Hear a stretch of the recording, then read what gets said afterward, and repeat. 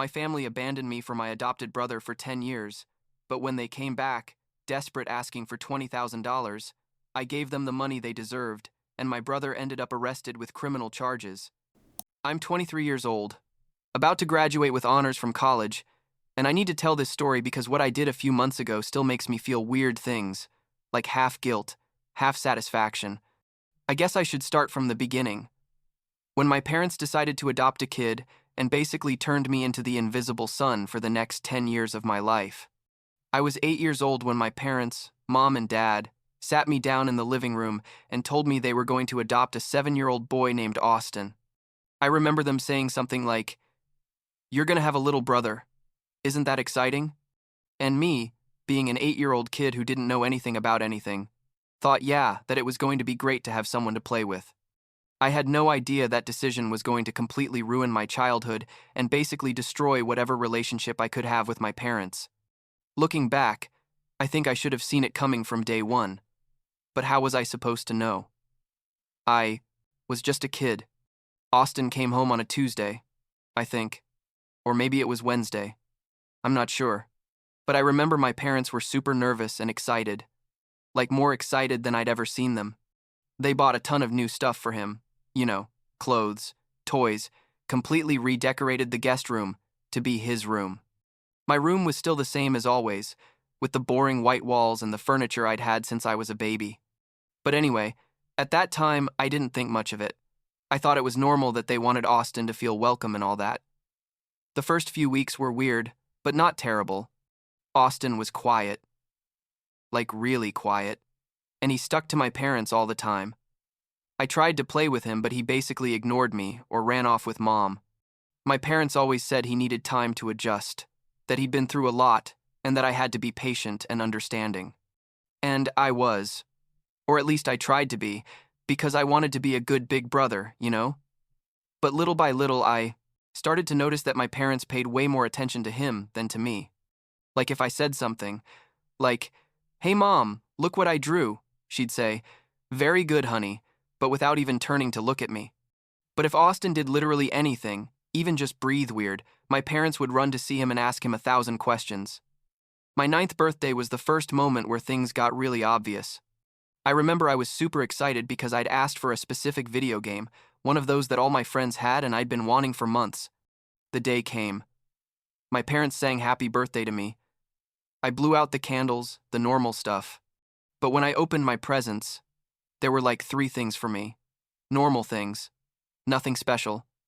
And it wasn't even the video game I'd asked for. And then, literally, there were like 5 wrapped gifts with Austin's name on them. On my birthday. My parents said something like, "We don't want Austin to feel excluded. It's important that he feels he's part of the family." And I sat there thinking, but what about me? What about my birthday? But I didn't say anything, because I was 9 years old and didn't know how to express what I was feeling. And that's how things continued, year after year. Austin always got more, always had more attention, always was the priority. If I got good grades, my parents would say, "Very good, Christopher, keep it up." But if Austin got a C on a test, my parents celebrated it like he'd won the Nobel Prize, like they'd organize a special dinner and buy him something new. I could get all A's and they wouldn't even mention it at dinner. I'm not exaggerating when I say I literally felt invisible in my own house. Things got worse when we hit our teenage years. Austin was like 13 and I was 14, and by that point he'd already figured out that he could manipulate my parents to get whatever he wanted. If I asked permission to go to my friend Nicholas's house, my parents would say no, that I had to stay home to do homework or help with house stuff. But if Austin asked the same thing, my parents would drive him and give him money to buy whatever he wanted. Once I told my mom it wasn't fair, and she told me that Austin needed more support because he'd had a difficult life before coming to us, and that I should be grateful for what I had. Grateful for what? For being treated like a second-class citizen in my own family? Let me give you more specific examples because I know it sounds too general. When I turned 15, I asked if we could go to an amusement park for my birthday. Something simple and not very expensive. My parents said there was no budget. 3 months later, for Austin's birthday, my parents organized a huge party, hired a DJ, bought like $200 in decorations, invited all his friends, and ended up spending easily over $1,000 total. I was there watching everything from the stairs, like a ghost in my own house, and Nicholas, my best friend since kindergarten, was with me, and said, "Dude, this is super sick. Your parents are crazy." And he was right. Another example, when I was 16 and Austin was 15, I needed a new computer for school because mine was super old and wasn't working well anymore. I asked my parents for help and they told me to use the one at the library, that there was no money for those things. 2 weeks later, Austin casually mentioned he wanted a new iPhone, the most expensive model, obviously, and my parents bought it for him that same weekend. Not Austin's birthday, not Christmas, just a random day because he wanted it. I was still using a phone that was like 5 years old and turned itself off all the time. But the moment that really ruined everything, the moment where I decided I couldn't take it anymore, was my 16th birthday. I'd planned a small party with my friends, like 8 people, nothing crazy. The day of the party, my friends arrived, we were playing video games in the living room, everything was going well. My mom brings out the cake and it was chocolate. I say, "Mom, I told you I wanted vanilla," and she tells me, "Oh, sorry, honey. It's just that Austin loves chocolate and I didn't want to make him feel bad." My own birthday party and the cake was to please Austin, who wasn't even having his birthday. And it doesn't end there. My parents sang happy birthday to Austin too, at my party, because according to them it would be nice if we both celebrated it together even though it was like 4 months until his birthday. My friends were super uncomfortable. Nicholas was looking at me like, "What the hell is happening?" And I just wanted to disappear. Austin was there with a super fake smile, all innocent, but I knew he was enjoying every second of my humiliation. I'd told my parents I didn't want cake if it wasn't vanilla. I literally told them clearly, and they still decided to prioritize him. I got up from the table, told my friends I was sorry, but the party was over, and went to my room. My parents didn't even come to see if I was okay. I heard my mom downstairs telling Austin she was so sorry, that it wasn't his fault, that I was being dramatic. That night, I decided that as soon as I turned 18, I was going to get out of that house and never come back. The next 2 years were basically me counting the days until I could leave. I got a job at a store, worked all the extra hours I could, saved every penny. I didn't tell anyone in my family what I was planning. Only Nicholas and his older brother David knew. I applied to universities in other cities, looked for cheap apartments, researched how to live independently. My parents didn't even notice I was planning to leave because, guess what? They were too busy with Austin and his 1,000 activities and needs. The day I turned 18 was a Saturday. My parents didn't even say happy birthday to me when I woke up, although they'd clearly organized another surprise party for Austin the week before. David, Nicholas's older brother, came with his truck at 2 inches the afternoon. I packed all my stuff, which wasn't much because they'd never bought me much, and took it down while my parents were in the yard with Austin. I left a note in the kitchen that basically said, "I'm leaving. Don't look for me. Don't call me. I don't want to know anything about you." And I left. I moved to a 1-bedroom apartment like 40 minutes from my parents' house, in a nearby city. It was small and a bit ugly, but it was mine, you know? No one was going to prioritize me less than someone else. No one was going to make me feel invisible. The first few days were weird. Like I had this constant feeling that something was going to go wrong, that my parents were going to show up and ruin my new life. But they didn't show up. Actually, they called me like 3 times, the first week, left messages saying I was being ridiculous and needed to come home. I blocked them. I blocked their numbers, blocked their social media, blocked all the relatives who tried to contact me to tell me I was a bad son.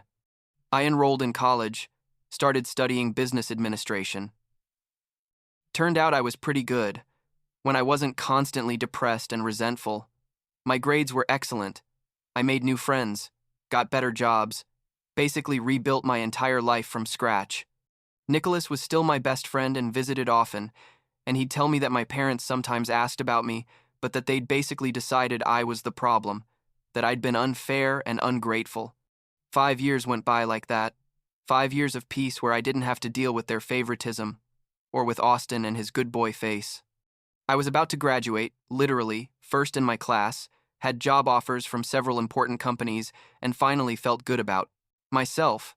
I'd started dating an amazing girl, had my own apartment, a better one than the first, and was basically living the life I'd always wanted to have. And then, like 7 months ago, I got a message from an unknown number. It was my mom. She'd gotten my new number somehow, probably through some relative. The message said something like, "Christopher, please, we need to talk. It's important. Your father and I want to see you."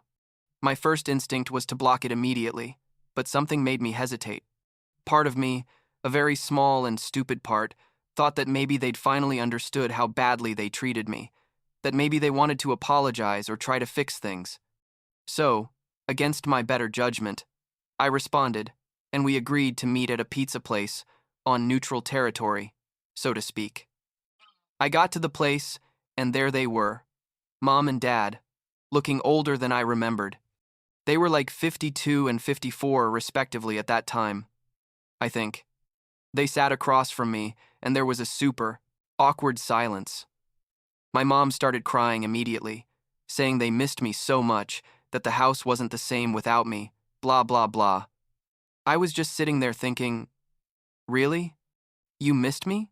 Because the 5 years I lived with you after Austin arrived, you clearly didn't even notice when I was in the same room. We talked for like half an hour about unimportant things, generic questions like, how are you, what have you been doing, those things. I gave them short answers, like I'm fine, studying, working, nothing else. I didn't tell them I was about to graduate with honors, didn't tell them I had a girlfriend, didn't tell them anything real about my life because they didn't deserve to know. And then came the real reason they wanted to see me. My dad cleared his throat and said, "Look, Christopher, the reason we wanted to see you is because we need your help. We need financial help." Turns out they'd spent thousands and thousands of dollars on Austin all these years, which I already knew. But now they were in debt. Austin wanted a car for his 20th birthday. A new car, obviously, nothing used. And my parents, being the geniuses they are, went and bought him a used but super expensive BMW, like $35,000, and financed it with a loan they couldn't pay. Now they were behind on payments, had credit card debt, and were basically financially ruined. And there they were, asking for money from the son they ignored and mistreated for years, from the son who left home because he couldn't stand their sick favoritism anymore. Not Austin, their perfect son who supposedly was so special and deserved everything. Me, the son who was never enough. My mom said, "I know we've had our differences, but you're our son, and family is family, and we thought maybe you could help us." They were asking for like $15,000, like just casually, as if it were normal to ask someone they emotionally abandoned for that amount. I sat there, like processing everything, and felt so many emotions at the same time. I didn't know whether to laugh or scream or cry or what. Part of me wanted to tell them to go to hell, but another part, a dark part I didn't know I had, started planning something different. I told them I'd think about it, that I needed to check my finances and see what I could do. They looked so relieved. My mom hugged me. It was super awkward. And they told me they knew they could count on me, that I'd always been responsible and mature. The irony almost killed me right there. I left the restaurant, and all I could think about was, do they really have the nerve to ask me for money after everything? I called Nicholas and told him everything, and he was just as outraged as I was. And then I got an idea, a probably terrible and definitely illegal idea, but at that moment, it seemed perfect to me. I was going to give them the money they asked for, but it wasn't going to be real money. I spent the next few weeks researching, contacting people I'd rather not name, and basically got like $20,000 in fake bills. They were good, like they weren't perfect, but they definitely passed at first glance. I put them in a big envelope, sent my mom a message saying I'd decided to help them because family is family, using their own words, which gave me a weird satisfaction, and we agreed to meet at a Starbucks to give them the money. We met on a Tuesday afternoon. I gave them the envelope. My dad opened it, saw the bills, and literally started crying. They told me I was the best son in the world, that they knew they could count on me, all that garbage. I just nodded, like super calm on the outside, but inside I was enjoying every second. I told them I hoped this would help them get out of their problems. We said goodbye, and that was the last time I saw them in person. What happened next was even better than I'd imagined. Turns out Austin, the perfect little son, decided to use part of that money to go to a casino with his friends. He wanted to impress his buddies by spending money on the machines and tables, because that's Austin, always needing attention and validation. The problem is, when he tried to exchange the bills for chips, the casino realized they were fake. They called security, called the police, and Austin was arrested. I found out about all this through Nicholas, whose mom is friends with a neighbor of my parents. Apparently there was a whole drama, cops at the house, interrogations, my parents crying and saying they had no idea the money was fake, that their son Christopher had given it to them, and he must be behind everything. But here's the good part. I never left any trail connecting me directly to the fake money. I gave it to them directly. Yes. But there were no messages. No proof of how I got it. Nothing. And Austin was the one who had the fake money in his hands when they caught him. So technically, he was the guilty one. Austin ended up with charges for trying to use counterfeit currency, had to go to court, got community service and probation because it was his first offense, but the arrest stayed on his record. My parents lost the car because they couldn't keep paying the loan, and from what I know from the gossip that reached Nicholas, they're still in debt up to their necks. They tried to contact me after Austin was arrested, left voicemails yelling at me, accusing me of ruining their lives, saying they knew I'd done this on purpose. I blocked them again, changed my number again, and basically disappeared from their lives forever. Honestly, I don't feel guilty. I mean, maybe I should feel bad about what I did, because technically I committed a crime too. But every time I think about all those years where they made me feel invisible, where Austin got everything and I got nothing, where they ruined my 16th birthday to please him, I can't feel anything but satisfaction. They asked me for help after years of emotional abuse, and I gave them exactly what they deserved. Karma, I guess, or poetic justice, or whatever you want to call it. I graduated 3 months ago with the best grades in my class. Got an amazing job at a real estate company that pays me better than I ever imagined, and I'm living my best life. My girlfriend knows a bit about the situation with my family. Not all the details, obviously, but she knows I'm not in contact with them, and she respects it. Nicholas is still my best friend and is basically more family to me than my parents ever were. The weekend after I found out about Austin and the casino, my girlfriend and I went to a spa, like one of those expensive places with massages and facials and all that stuff. We spent like $800 between the two of us, and every penny was worth it.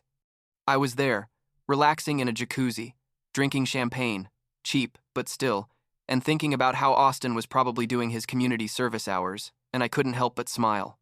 I know that makes me sound like a bad person, and maybe I am, but after everything they put me through, I think I deserve to enjoy their suffering a little bit.